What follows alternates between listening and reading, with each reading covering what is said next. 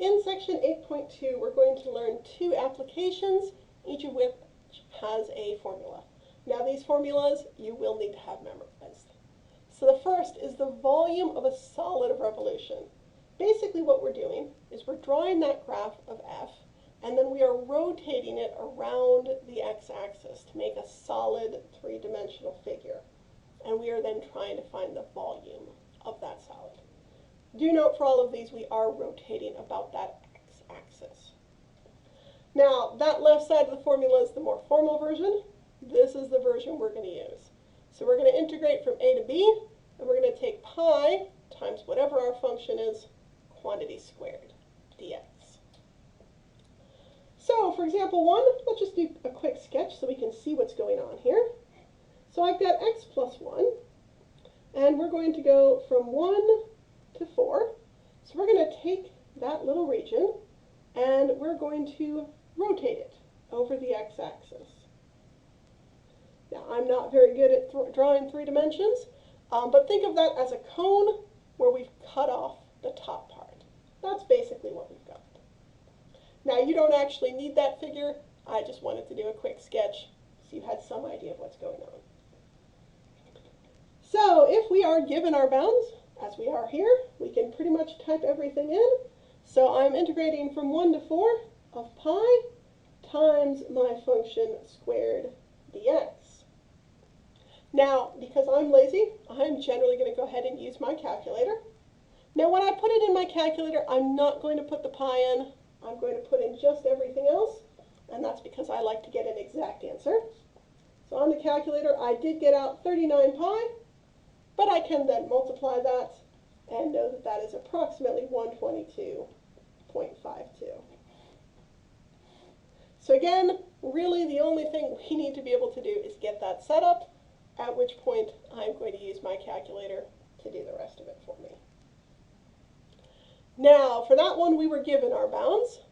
We might have a few problems like this next one, where we are not given those bounds.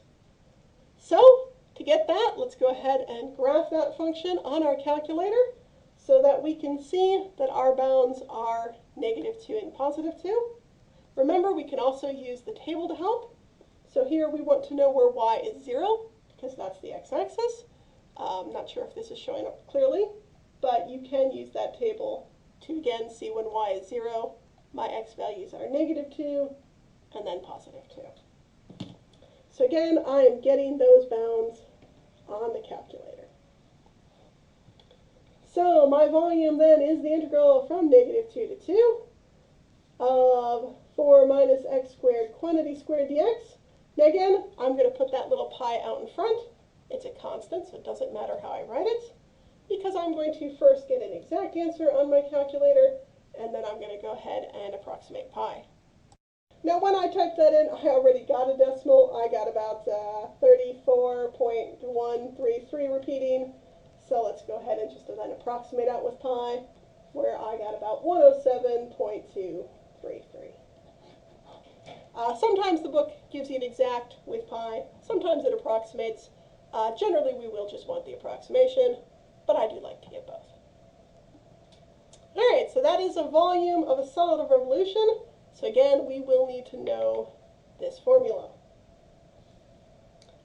My other application is finding the average value of a function.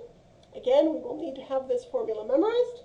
So we're integrating from a to b of f of x dx, but then we've got 1 over b minus a out in front.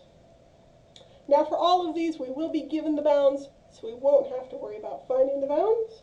So it's really just a matter of plugging this in.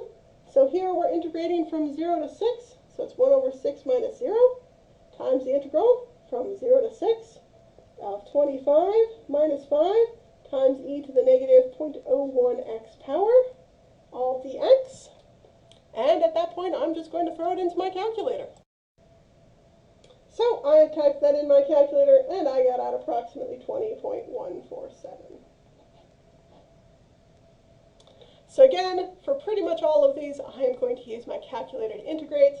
But again, we will need to have these formulas memorized because they will not be given to us. That is everything in section 8.2.